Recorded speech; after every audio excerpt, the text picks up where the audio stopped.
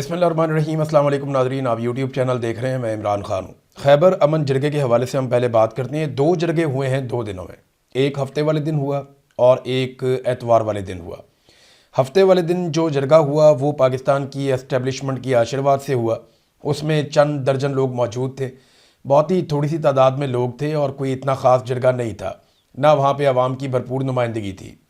लेकिन उसको पूरी कवरेज मिली, पाकिस्तान के तमाम टीवी चैनल्स ने उसको दिखाया, सरकारी टीवी ने उसको दिखाया, उसकी काफ़ी पजीराई करने की कोशिश की गई और उसको अंडर डिस्कशन भी लाया गया। लेकिन जो दूसरा जरगा हुआ वो खैबर अमन जरगा है। ये जो खैबर अमन जरगा हुआ अगले दिन, पहले वाला बाड़ा में था और एतवार को खैबर अमन जरगा, यहाँ पे हज़ारों लोगों ने शिरकत की है। यहाँ चंद दर्जन लोग नहीं थे, लेकिन इसकी ज़ीरो कवरेज है। इसे किसी पाकिस्तान के टीवी चैनल ने नहीं दिखाया, इसकी खबर नहीं चलाई गई, इसको अखबारों के अंदर भी गालिबन अब नहीं छापा जाएगा। आज जब आप ये वीलॉग सुन रहे हैं तो शायद कहीं पे कोई थोड़ी बहुत जगह मिल जाए, लेकिन जो जरगा एस्टेब्लिशमेंट ने करवाया, जिसको अफरीदी साहब ने कहा जी कि ये अस्करी जरगा है, तो उसकी तो कवरेज हुई। लेकिन जो जरगा वहाँ पे मकामी लोगों ने किया और अमायदीन ने किया और खैबर पख्तूनख्वा के वज़ीर आला उसमें गए, उसकी कवरेज नहीं हुई, किसी ने दिखाया भी नहीं उसे। लेकिन यही अवाम का हकीकी जरगा है, क्योंकि ये किसी की ख्वाहिश के ऊपर नहीं बना, ये किसी के कहने के ऊपर नहीं बना, इसे कोई सरकारी आशीर्वाद हासिल नहीं है। ये आम कबायली हैं जो इकट्ठे हो गए और उन्होंने इकट्ठे होकर फैसला किया। जरगे ने 3 अहम फैसले किए हैं। ये तीनों फैसले मैं आपके सामने रख देता हूँ। नंबर 1, हमें जबरी तौर पर अपने घरों से बेदखल किया गया, एक तो ये उन्होंने क्लियर कर दिया। लिहाजा वफाकी हुकूमत और जिसने हमारी कुर्बानी को मजाक बनाया है वो माफ़ी मांगकर अपने अल्फाज वापस लें। पहला तो उनका तकाजा है कि ज़बरदस्ती निकाला है, माफ़ी मांगो जिसने मजाक उड़ाया। दूसरा मुतालबा, जो दूसरा फैसला है वो ये है कि बार बार अपने घरों से बेदखली बंद कमरों के फैसलों का नतीजा है। इस दफ़ा हमारा रुख पुरअमन तौर पर इस्लामाबाद की तरफ होगा। अब हम रियासत पर काबिज लोगों से अमन से जीने का हक मांगेंगे। ये जो उनके साथ किया जा रहा है ना, खैबर पख्तूनख्वा के लोगों के साथ, इन्हें बार बार इनके इलाकों से निकाल देते हैं और निकाल के किसी भी एरिया में बिठा देते हैं। इनको पाकिस्तान के अंदर ही IDPs बना दिया जाता है, हिजरत करके एक जगह से दूसरी जगह। फिर जब ये वापस जाते हैं तो ना इनके बाजार, ना इनके घर, ना इनकी जायदाद, ना इनका कारोबार, कुछ भी इन्हें पहले जैसा नहीं मिलता, बल्कि बहुत सारी जगहों पे कब्जे हो जाते हैं और अजीब माहौल बन जाता है। चीज़ें तबाह बर्बाद हो जाती हैं, जो सामान छोड़ कर आते हैं उन पर डकैतियाँ पड़ जाती हैं, तो बाकी बचता ही कुछ नहीं है। तो अब वो ये कह रहे हैं कि हमारे साथ अब अगर ये किया जाएगा तो हम अपने घरों से निकल कर फिर इस्लामाबाद आएंगे और पुरअमन तरीके से आएंगे और हमारा रुख इस्लामाबाद की तरफ आएगा और हम रियासत पर काबिज लोगों से, यानी रियासत के ऊपर जिन लोगों का कब्जा है, उनसे अमन से जीने का हक मांगेंगे। तीसरा फैसला इन्होंने ये किया कि पहले मरले में खैबर अमन जरगे के तमाम फैसले जो हैं वो तमाम कबायली इजला में जरगों के सामने रखे जाएंगे। जितने भी कबायली इलाके हैं वहाँ पे जरगे होंगे, उनके सामने ये सारे, जैसे बाजोड़ में जरगा होगा और बहुत सारे एरियाज हैं वहाँ पे जरगा होगा, तो ये सारे वज़ीरिस्तान में हर तरफ वो जरगा होंगे और हर जरगे के अंदर ये सारे फैसले रखे जाएंगे जो फैसले किए गए हैं और उनसे भी मशवरा लिया जाएगा। फिर पूरे खैबर पख्तूनख्वा के पख्तून का कौमी जरगा बुलाया जाएगा, जिसमें आखिरी फैसला होगा कि पख्तून कौम अब मज़ीद बंद कमरों के फैसले कबूल नहीं करेगी और रियासत पाकिस्तान पर काबिज माइंड सेट को इससे आगाह करेगी। ये जनाब सवेल अफरीदी साहब ने बताया और ये 3 फैसले वहाँ पे हो गए। नंबर 1, जिन्होंने मजाक उड़ाया वो माफ़ी मांगे। नंबर 2, अगर अब हमारे साथ दोबारा ये होता है तो हम इस्लामाबाद की तरफ आएंगे। नंबर 3, पूरे खैबर पख्तूनख्वा में कबायली इलाकों में जरगे होने जा रहे हैं। फिर एक कौमी जरगा होगा बहुत बड़ा, जिसमें यह फैसला कर लिया जाएगा कि आइंदा बंद कमरों का कोई फैसला तस्लीम नहीं किया जाएगा। देखिए, अगर ये सारे कबायली इलाके इस बात का फैसला कर देते हैं ना कि कभी भी किसी भी एक कबायली इलाके में मकामी लोगों की मर्जी के खिलाफ ज़बरदस्ती ऑपरेशन होता है या उनको दहशतगर्दी में झोंका जाता है या कोई ऐसी लड़ाई शुरू की जाती है जो लोगों को लगे कि उनके मफाद के खिलाफ है, तो सारे कबायली मिलकर उसका रद्दअमल देंगे और इस्लामाबाद की तरफ जाएंगे। मुझे तो जो कहानी लग रही है वो इस तरफ जाती हुई लग रही है। बहरहाल आने वाले दिनों में आपको पता चल जाएगा। इसी जरगे में कुछ चीज़ें और भी हैं, कुछ मैंने पिछले वीलॉग में रिपोर्ट की थी, जो रह गई हैं वो ये मैं आपको बता रहा हूँ। उन्होंने कहा, एक तरफ ये सुहेल अफरीदी ने कहा कि एक तरफ हम कुर्बानी दे रहे हैं, दूसरी तरफ झूठे प्रोपेगेंडे किए जा रहे हैं। ये हमारे साथ मजाक है और इस दफ़ा खैबर पख्तूनख्वा की आवाम अपने साथ मजाक नहीं होने देगी। इस दफ़ा आपकी हर पॉलिसी के खिलाफ हम खड़े होंगे और आपकी आंखों में आंखें डालकर हम आपको बताएंगे कि हम दहशतगर्दों के साथ नहीं, बल्कि आपकी पॉलिसियां दिन ब दिन दहशतगर्दी बढ़ा रही हैं और दहशतगर्द भी बढ़ा रही हैं। मेरे पाकिस्तानियों, चाहे आप मुल्क में हों या ओवरसीज़, इस वक्त कबायली अवाम शदीद मुश्किलात का शिकार है। उन्होंने एक अपील की है, आगे रमज़ान भी आ रहा है, वो ये कह रहे हैं कि सूबाई हुकूमत का हिस्सा बड़ा थोड़ा सा होता है और हमारे पास इतना पैसा नहीं है। वफाकी हुकूमत के हिस्से जो पैसा आता है वो अपना आइनी हिस्सा दे ही नहीं रहे। रमज़ान भी करीब है, मुश्किलात में इजाफा हो रहा है। सुहेल अफरीदी का कबायली अवाम के लिए वज़ीर आला रिलीफ अकाउंट खोलने और टेलीथॉन के इनेकाद का ऐलान। देखिए, हम सबको इसमें अपना रोल प्ले करना चाहिए, अपनी जेब से हम जो भी दे पाएँ, ओवरसीज़ पाकिस्तानी जो कर पाएँ, जो मैं कर पाऊँ, जो आप कर पाएँ, हम सबको करना चाहिए। मैंने अपने साथियों के ज़रिए से वादी तीरा के मुतासरीन के लिए कुछ सामान भिजवाया भी। मैं चाहता हूँ कि आइंदा भी हम ये काम करें और मिलजुल कर इसके अंदर हिस्सा डालें। ये अच्छी बात है कि वज़ीर आला खैबर पख्तूनख्वा, जिनकी क्रेडिबिलिटी भी अच्छी है, वो एक टेलीथॉन करें और उसके ज़रिए से वादी तीरा या बाकी कबायली इलाकों के जो मुतासरीन हैं, जिन्हें बेघर किया गया, उनकी मदद की जा सके। रमज़ान मुबारक में अल्लाह रब्बुल इज़्ज़त आपको बहुत सारी इसमें बरकत अता फरमाएगा इंशाअल्लाह। सुहेल अफरीदी ने बताया कि वफाकी हुकूमत कैसे उनके पैसे रोक लेती है। उन्होंने कहा जी, IDPs के 52 अरब रुपए इन्होंने देने, वो नहीं दे रहे। 4758 अरब रुपए वाजिबुल अदा हैं, वो भी नहीं दे रहे। और ये उस मुल्क में हो रहा है जहां पे 5300 अरब रुपए की तो हालिया करप्शन पकड़ी गई थोड़ा अर्सा पहले। मुझे अपने सूबे और अवाम पर जो मसाइल हैं, अवाम के मसाइल, उस पर बातचीत के लिए वज़ीर आज़म शहबाज शरीफ की जानिब से कल मीटिंग की दावत दी गई है। यानी सुहेल अफरीदी को शहबाज शरीफ ने दावत दी है कि आकर मुलाकात करें आप मेरे साथ। तो इंशाअल्लाह मैं उनके सामने खैबर पख्तूनख्वा, अपने अवाम और आप सबके हकूक़ का मुकदमा वाज़े और दो टोक मौक़िफ़ के साथ पेश करूँगा। सुहेल अफरीदी ने कहा जी कि जरगे में मैं शहबाज शरीफ की दावत कबूल करता हूँ और मिलने उससे लिए जाऊँगा मैं। अब शहबाज शरीफ से सुहेल अफरीदी की मुलाकात, वैसे ये तो ज़रूर पूछना चाहिए शहबाज शरीफ से कि जनाब, वो जो आपने पूछ के बताना था फिर की बनया। यानी शहबाज शरीफ से सुहेल अफरीदी ने यही कहा था ना कि मेरी इमरान खान से मुलाकात करवा दे पहली टेलीफोनिक कॉल पे। तो शहबाज शरीफ ने कहा था पूछ के बताता हूँ। अब 11 मरतबा सुहेल अफरीदी साहब गए और इमरान खान साहब से मुलाकात नहीं हुई। तो मेरे ख्याल में शहबाज शरीफ साहब ने एंगेज किया है सुहेल अफरीदी को और ये लोग इंतज़ार कर रहे हैं 8 फरवरी गुजरने का। उसके बाद शायद इमरान खान साहब की मुलाकात ये सुहेल अफरीदी से भी करवा दें। और अगर हो जाएगी मुलाकात तो फिर उसके बाद क्या होगा, रमज़ान आ जाएगा, ईद आ जाएगा, फिर तहरीक आ जाएगी, उसके बाद बजट आ जाएगा। तो पाकिस्तान में हर वक्त कुछ ना कुछ होता रहता है।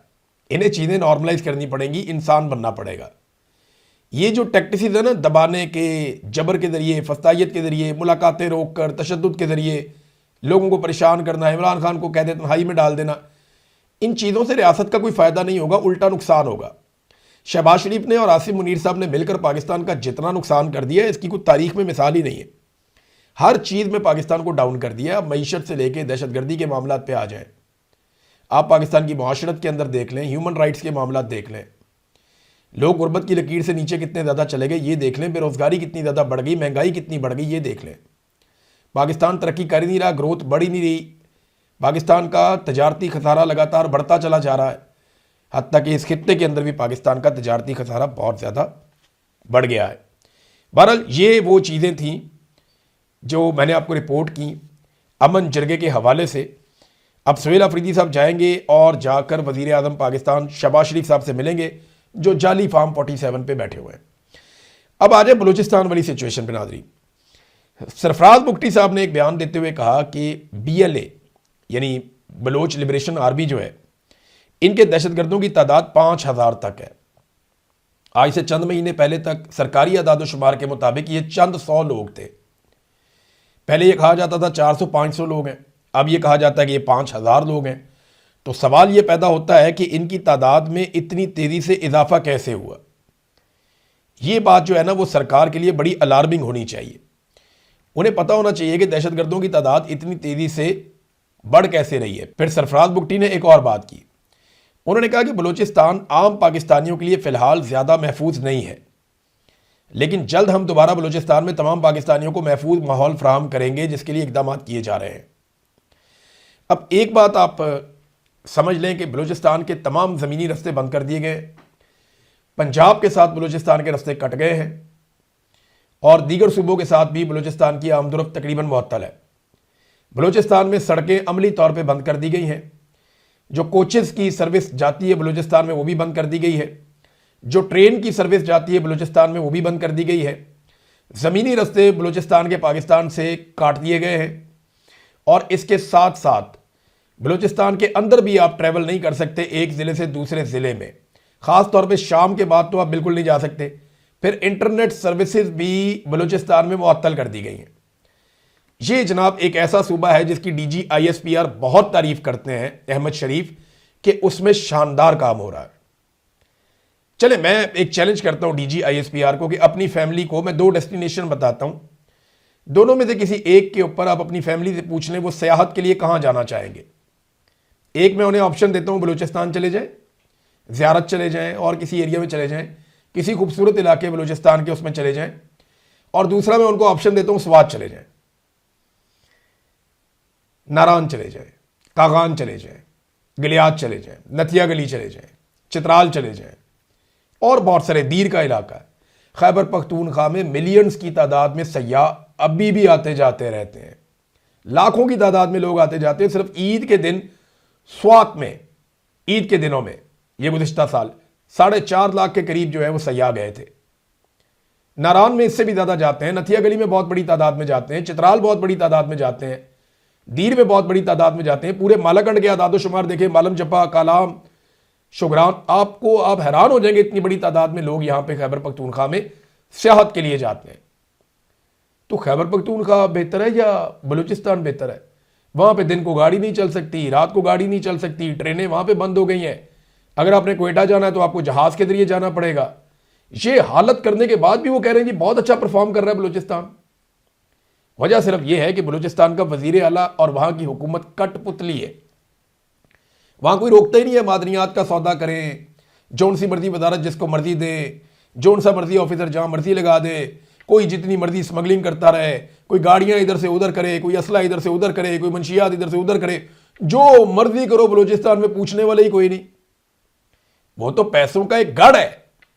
वहाँ पे पेट्रोल स्मगल होके आ रहा है, धड़ाधड़ आ रहा है ईरान से, पूछने वाला ही कोई नहीं। तो इसलिए शायद बलूचिस्तान अच्छा लगता है DG ISPR को। खैबर पख्तूनख्वा में ये सहूलतें नहीं है। वहाँ के लोग सवाल पूछते हैं, मादनियात निकालने पे पूछते हैं, मादनियात के बिल पे पूछते हैं, ऑपरेशन करने पे पूछते हैं, नाके लगाने पे पूछते हैं। बलूचिस्तान में लोग नहीं पूछते, या कम से कम वहाँ की हुकूमत नहीं पूछती, इसलिए वहाँ की हुकूमत पसंद है। लोग तो बेचारे बलूचिस्तान के भी बहुत सारी चीज़ों से तंग हैं, ख़ास तौर पर जबरी गुमशुदगियों से। अब ख्वाजा आसिफ का अगर आप स्टेटमेंट देख लें, ख्वाजा आसिफ साहब ने एक अजीबोगरीब स्टेटमेंट दे दिए। उन्होंने कहा जी कोई ये जबरी तौर पे लापता वाला मसला ही कोई नहीं है, ये सब टोपी ड्रामा है, बंदा ही कोई नहीं, कोई जबरी तौर पे लापता नहीं होता। ख्वाजा आसिफ साहब ये शरीफ ख़ानदान, ख़ास तौर पे मरियम नवाज शरीफ, ये जबरी गुमशुदगियों पे फिर क्यों बात करते रहे? जब अपोजिशन में तो आपकी पार्टी इस पर बात क्यों करती थी? ये जरदारी ख़ानदान, ख़ास तौर पर बिलावल वगैरह, इस पर क्यों बात करते थे? मुझे ये बताएं कि आप लापता अफराद के धरनों में आपकी पार्टी क्या लेने जाती थी?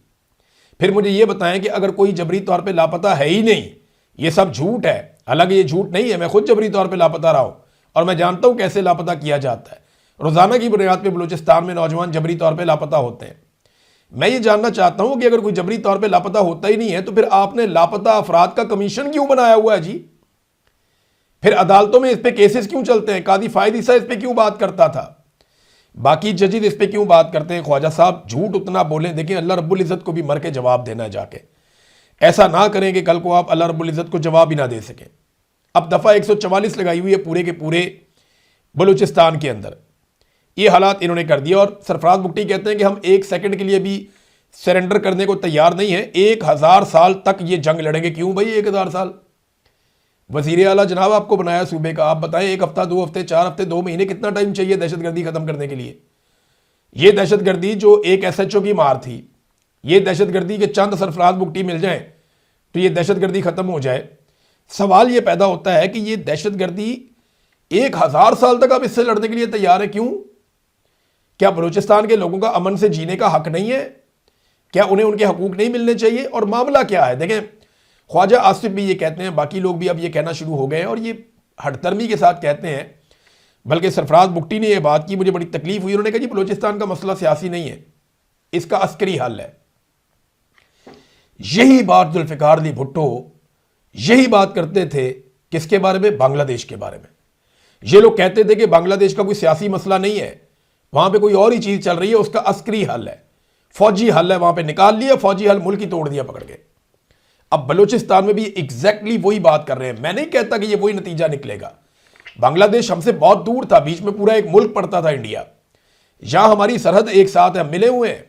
बलूचिस्तान 3 सूबों के साथ जुड़ा हुआ है, ऐसा नहीं है। लेकिन फिर भी यार, फॉर गॉड सेक, इसी तरह के घटिया स्टेटमेंट आपने उस दौर में भी दिए थे कि जनाब ये सियासी मसला नहीं है, ये अस्करी मसला है और इसका फौजी हल है। जनाब फौजी कोई हल नहीं होता। फौज को आप सिर्फ इस्तेमाल करते हैं चंद जगहों पे, चंद मौकों पे। आपने लोगों की महरूमियां दूर करनी होती हैं, लोगों को कौमी धारे में लाना होता है, लोगों की गलतफहमियां दूर करनी होती हैं और लोगों के शिकवे और शिकायतें दूर करने होते हैं, लोगों के दुखों का मदावा करना होता है। ये आपने करना होता है, जो आप करने के लिए ज़हनी तौर पे बिल्कुल तैयार नहीं है, क्योंकि लोगों को शऊर है ना। लोग ये कहते हैं जनाब हमारे वसाइल पे हमारा हक है, पहले हमारा चूल्हा जलेगा फिर हमारी गैस जाएगी पंजाब में और सिंध में। लेकिन यहां क्या होता है कि लाहौर के डिफेंस में या इस्लामाबाद में बैठी हुई एक औरत एक इलेक्ट्रिक लाइटर को ऐसे जलाती है और उसके घर के चूल्हे में गैस आ जाती है, और जहां से ये गैस निकल रही है वहां डेरा बुगटी में, वहां की औरतें लकड़ियां चुनने जाती हैं बेचारी, वापस आती हैं, उन्हीं लकड़ियों को फूंकती रहती हैं और फूक फूक के लकड़ियों को वो आग लगाती है और उसके ऊपर वो अपने घर वालों के लिए खाना पकाती हैं। अंदाजा करें आप, ये कितनी बड़ी ज्यादती है, कितना बड़ा जुल्म है। फिर जब वो इस जुल्म के खिलाफ बोलते हैं आप कहते हैं जी बागी हैं, गद्दार हैं, फिर जबरी तौर पे लापता हो जाते हैं ऐसे लोग। ये वो महरूमियां हैं, मैंने एक मिसाल दी है, इस तरह की दर्जनों और मिसालें। ये वो महरूमियां जिनकी वजह से बलूचिस्तान के लोग मुतनफ़र हुए, और ये आहिस्ता आहिस्ता नफरत में बढ़ जाती हैं चीज़ें। तो इसको रियासत जितनी जल्दी समझेगी, इसका एक सियासी हल है और वो निकाला जाना चाहिए। सबको साथ लेकर चलती है रियासत। ऐसे नहीं होता कि कुछ लोगों के बारे में आपकी सोच कुछ और हो, कुछ सूबों के बारे में और हो और बाकी लोगों के बारे में कुछ और हो। अभी 8 फरवरी के हवाले से जो जरदारियों के चेहरों से नकाब नोचा जा रहा है कराची में, वो भी देखें आप। 170 पाकिस्तान तहरीके इंसाफ के जो सरगर्म कारकुन है या ओहदेदार है, उनके नाम 3 MPO में डाल के उनको नजरबंद कर दिया उन्होंने। अंदाजा करें आप, ये जरदारियों की हुकूमत है सिंध में और इतनी घटिया पॉलिटिक्स ये कर रहे हैं कि इन्होंने वहां पे अलग डिक्टेटरशिप लगाई हुई है सिंध में। कल को ये लोग कोई शिकवा कोई शिकायत नहीं कर सकेंगे अगर एस्टैब्लिशमेंट ने या किसी ने भी इनके साथ ऐसा कुछ किया तो। एक और अजीब खबर मैं आपको देता हूं नाज़रीन, आप हैरान हो जाएंगे पाकिस्तान में किस किस्म की फस्तायत है। हुआ यह कि पाकिस्तान तहरीके इंसाफ को 26 नवंबर को गोलियां मारी गई इस्लामाबाद में, डी चौक में। अब वहां पे जो लोग आए हुए थे उनकी गाड़ियां वहां पे लोग छोड़ के भागे बेचारे, जान बचाने के लिए गोलियां मार रहे थे सीधे। वो गाड़ियां पुलिस वाले ले गए और इस्तेमाल करते रहे। अब खबर यह आई है, क्राइम रिपोर्टर एजाज चीमा साहब ने दावा किया कि 26 नवंबर 2024 के एहतजाज में तहरीके इंसाफ के कारकुनान से कब्जे में ली गई गाड़ियां इस्लामाबाद पुलिस के अफसरान के जरिए इस्तेमाल होने का इंकशाफ। कारकुनान की 400 महंगी गाड़ियां बशमूल मर्सिडीज V8 इस्लामाबाद पुलिस अफसरान और अहलकार इस्तेमाल कर रहे हैं। गाड़ियां लेने जो लोग आते हैं उन्हें कहा जाता है कि आपको 9 मई में और 26 नवंबर के अंदर हम आपको अंदर कर देंगे। अंदाजा करें नाज़रीन कैसा जुल्म है। फिर कहते हैं जी PTI कारकुनान की गाड़ियों का मामला, इस्लामाबाद पुलिस के एक कांस्टेबल के पास फॉर्च्यूनर गाड़ी है। अंदाजा करें आप, एक SSP के जेरे इस्तेमाल महंगी गाड़ी रही। एक वजीर ने IG इस्लामाबाद को SSP के जेरे इस्तेमाल गाड़ी वापस करने का कहा, जो बाद में वापस कर दी गई। कुछ लोग PTI वाले जो है वो पैसे दे दो कि अपनी गाड़ियां बड़ी मुश्किल से पुलिस से लेकर गए। अंदाजा करें जहां पे लूट का मार समझ ले, यानी रियासत, चलो लड़ाई तो आसिम मुनीर साहब को PTI पे गुस्सा है ना, इमरान खान पे गुस्सा है, उसकी वजह से वो उनकी पार्टी को तबाह करना चाहते हैं। लेकिन आप जरा ये सोचें कि कैसा आवे का आवा ही बिगड़ा हुआ है कि पुलिस ने माले गनीमत समझ के पहले 9 मई के मुकदमात में जिन लोगों को पकड़ा उनसे माल बनाया, फिर बेशुमार लोगों को पकड़ते थे, माल बनाते थे, ब्लैकमेल करते थे, छोड़ देते थे। बड़ा माल बनाया, कई पुलिस वाले करोड़ों अरबोपति बन गए इस चक्कर में। लाहौर में आप जाके चेक करवा के देख लें, बेशुमार लोगों से इन्होंने माल खाया। और उसके बाद ये तो हो गया 9 मई। अब 26 नवंबर को जिन लोगों का कत्लेआम किया गया, जिन पे गोलियां चलाई गई, उनकी गाड़ियां कब्जे में लेके 400 गाड़ियां पुलिस वाले और अफसरान इस्तेमाल कर रहे हैं। अंदाजा करें आप। कांस्टेबल जो है वो फॉर्च्यूनर गाड़ी इस्तेमाल कर रहा है, और वो जिस बंदे की गाड़ी है बेचारा जब लेने आता है उसे कहते हैं कि नहीं जी आपके ऊपर हम डाल देंगे कत्लेआम, आपके ऊपर मुकदमा डाल देंगे, अंदर कर देंगे, और रियासत में कोई इन्हें इंसाफ देने वाला भी बाकी नहीं है। ये नाजरीन पाकिस्तान की हालत है। नाजरीन एक और खबर आई है और ड्रॉप साइट की ये न्यूज़ है। वो ये कहते हैं कि इमरान खान के बेटों को वीज़ा देने से पाकिस्तान ने इनकार कर दिया, उन्हें वीज़ा नहीं मिला, और ये दावा कर रहे हैं कि जुमैमा ने भी इसकी तस्दीक की है और इसको इंसानी हकूक़ की खिलाफ वर्जी करार दिया जा रहा है। मामला यही है कि पाकिस्तान की रियासत इस वक्त नहीं चाहती, या मिलिट्री एस्टेब्लिशमेंट आसिम मुनीर साहब ये नहीं चाहते कि इमरान खान साहब से अभी किसी की मुलाकात हो और इमरान खान साहब के स्टेटमेंट, उनके बयानात बाहर आएँ, क्योंकि बहुत सारी चीज़ें पेंडिंग है ना। फिर इमरान खान साहब मौक़िफ़ देंगे तो आसिम मुनीर साहब के लिए और उनकी बनाई हुई सरकार के लिए मुश्किलात पैदा हो जाएंगी। नाज़रीन सऊदी अरब ने एक और बड़ा अच्छा कदम उठाया, और मोहम्मद बिन सलमान ने जिस तरीके से हैंडल किया है खित्तर के मामलात को, वो एक्सेप्शनल है। ख़ास तौर पे जैसे उन्होंने यमन के मामलात को हैंडल किया, जैसे उन्होंने डोनाल्ड ट्रंप को इनकार किया, और बड़े ज़बरदस्त तरीके से उन्होंने हैंडल किया इस सारे मामले को कि जब तक फ़लस्तीनी रियासत नहीं बन जाती तब तक मैं अब्राहम अकॉर्ड पे दस्तखत नहीं कर सकता। ये बहुत मुश्किल था उनके लिए। उनके अमेरिका के साथ, डोनाल्ड ट्रंप के साथ ज़ाती और बेहतरीन ताल्लुकात हैं, लेकिन यहाँ पे उन्होंने एक अपने उसूली मौक़िफ़ के ऊपर खड़े होने का मुजाहरा किया। फिर सूडान के बारे में, लीबिया के बारे में, सोमालिया के बारे में, यमन के बारे में सऊदी अरब ने ये बताया कि ज़ाती मफादात से ज़्यादा वो खित्ते के मफादात के बारे में सोच रहे हैं। ये एक अच्छी लीडरशिप की निशानी है। सऊदी अरब ने अमेरिका और ईरान तनाज़े के पुरअमन हल की कोशिशों की हमायत कर दी है, और इसके ऊपर सऊदी अरब रियाद से ये खबर आई है कि सऊदी अरब ने अमरीकी मीडिया की इन खबरों की तरदीद की है जिनमें दावा किया गया था कि मुबैना तौर पर रियाद ने वाशिंगटन पर ईरान के खिलाफ फौजी कार्रवाई के लिए दबाव डाला है। हालांकि सऊदी अरब ने पहले भी कहा था कि हम अपनी सरजमीन इस्तेमाल नहीं होने देंगे ईरान के खिलाफ, बल्कि ईरान के साथ उनका रब्ता भी हुआ, और उसके बाद अब वो ये कह रहे हैं कि हम अमन के लिए किरदार अदा करना चाहते हैं, और हम ये चाहते हैं कि अमन के लिए कोशिश की जाए, और ऐसी हर कोशिश की हम हमायत करेंगे। नाज़रीन काफ़ी ज़्यादा खबरें हैं मेरे पास, ये मैं आपको नेक्स्ट वीलॉग में दूंगा। लेकिन पाकिस्तान ने बलूचिस्तान में जो भारत ने किया, उसके बाद भारत के साथ क्रिकेट मैच खेलने से इनकार कर दिया वर्ल्ड कप में। मैच खेल के उनको शिकस्त देते तो ज़्यादा बेहतर था। ये काम तो भारत किया करता था, और पाकिस्तान ये कहता था कि आप खेलों को सियासत में ना लाएं और इख्तलाफात की नज़र ना करें, खेलों के मैदान को खेल का मैदान ही रहने दें, उसे जंग का मैदान ना बनाएं। ये पाकिस्तान का एक मौक़िफ़ हुआ करता था माजी में। लेकिन अब पाकिस्तान ने खुद इनकार किया कि वो भारत के साथ क्रिकेट नहीं खेलना चाहता। ख़ास तौर पे जो बलूचिस्तान में भारत ने हमला किया, तो क्या इतना काफ़ी है? अगर तो पाकिस्तान को पूरा यकीन है कि भारत ने पाकिस्तान के ऊपर हमला किया और इतना कत्लेआम किया है, तो फिर पाकिस्तान को जवाब देना चाहिए ना। ईंट का जवाब पत्थर से देना चाहिए। ये खेल के मैदान के अंदर तो कोई फ़र्क नहीं पड़ेगा। यहाँ पे तो वैसे नुकसान बहुत हो जाएगा, आईसीसी का बहुत नुकसान हो जाएगा, क्योंकि यही सबसे बड़ा मैच होता है पाकिस्तान का और भारत का। जब ये मैच नहीं होगा तो आप समझें वर्ल्ड कप एक तरफ और ये मैच एक तरफ। जब ये मैच नहीं है तो फिर कुछ भी नहीं है। अब तक के लिए इतना ही। अपना ख्याल रखिएगा, अपने इस चैनल का भी। अल्लाह हाफ़िज़।